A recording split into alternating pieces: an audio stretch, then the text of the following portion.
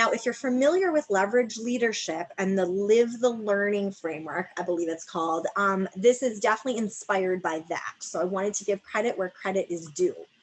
But I found it to be very effective with math. So you'll start with an introduction. I was going for mood lighting here. And so, you know, with the mood setting, you're going to give some quick framing. Why are we here? You know, how does it connect to what we've done before? Maybe you want to, you know, crack a joke, make them laugh, do a dance, you know, break the ice, whatever your personality is. But the most important thing, again, is making that connection back to your vision and back to your priorities. Okay. And also I would keep the intro quick. All right, then when we get into the learning part, there's 5 parts. So the first part is a shared experience. So my favorite when it comes to math is doing a math problem.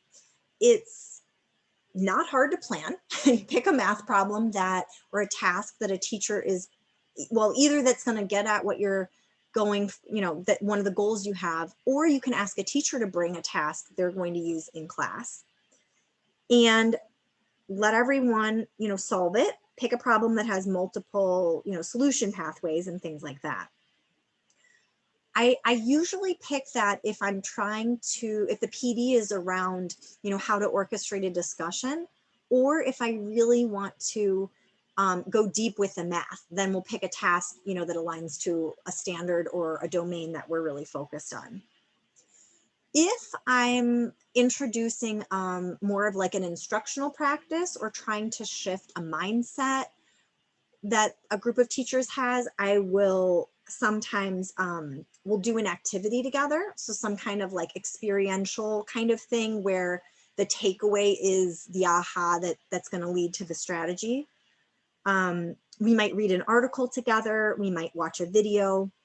Those are some of the shared experiences. But again, with math, I think that's kind of an easy one and one that really pays off. So definitely consider having that be doing math together.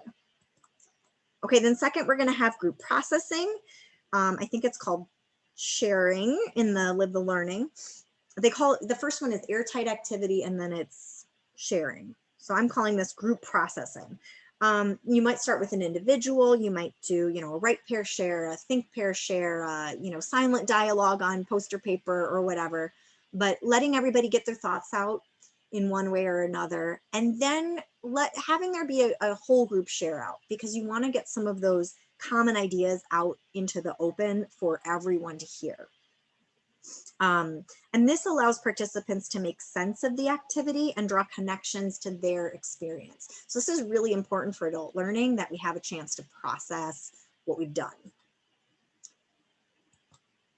Okay, third is what I'm calling the Facilitator Recap. I think it's called framing in the other framework, but here's where you're going to pull out the most essential points.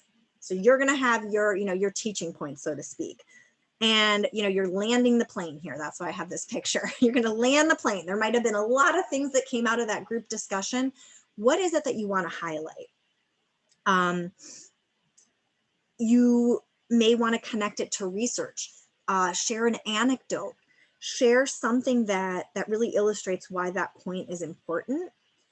And again, tie it back to the priority, tie it back to the vision and the why. Now, one thing that I've really learned about this is that it can be very, very helpful to have a shared vocabulary. And so if there is something you want to refer back to, I would give it a name. If a name exists, use that. If a name doesn't exist, you can just make something up, or, you know, use something that came up in the discussion. But having a name to refer back to and say, remember when we had that PD and we talked about X? That can be very, very helpful when you go to implement into the classroom, because you'll be able to, again, just refer back to it with that really quick reminder. And this leads us to step 4, which is that you always have a tool and a process. So this is where we get a little bit different than the leverage leadership.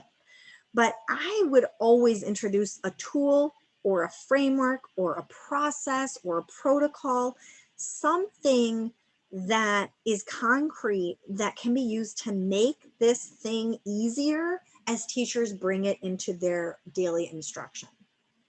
And so, you know, the example here that I have for you is teach like a champion, which I think, you know, a lot of us are moving away from that now just for equity reasons, but I will say that it got very, very popular. And I think part of the reason it got so popular and part of the reason we were able to see some of those strategies and techniques transfer into the classroom was the shared vocabulary. You know, they had these names like what to do or, you know, cold call or whatever the strategy was. And so when you learned a technique, it had a name. And then when you went to plan your lesson, you know, your coach, or you might do this with teachers, you might say, hey, I think you could put a cold call in here. This might be a good opportunity for a pair share. And everybody knows what you're talking about because of that shared vocabulary.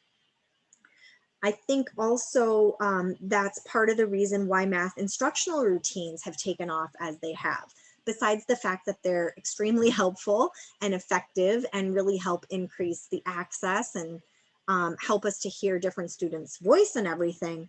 They also have names, right? So we know what we're talking about when we say, hey, this would be a good spot for notice and wonder, or this would be a good time to do a which one doesn't belong. And so, again, if you're introducing something, I would just make sure there's a tool or a name or a process or something that you kind of stamp there that you can revisit and you all know what you're talking about. And then finally, you're going to try it. So you're going to apply it or practice it and integrate new learning into an upcoming lesson, walk through the process, use the tool, practice the instructional move.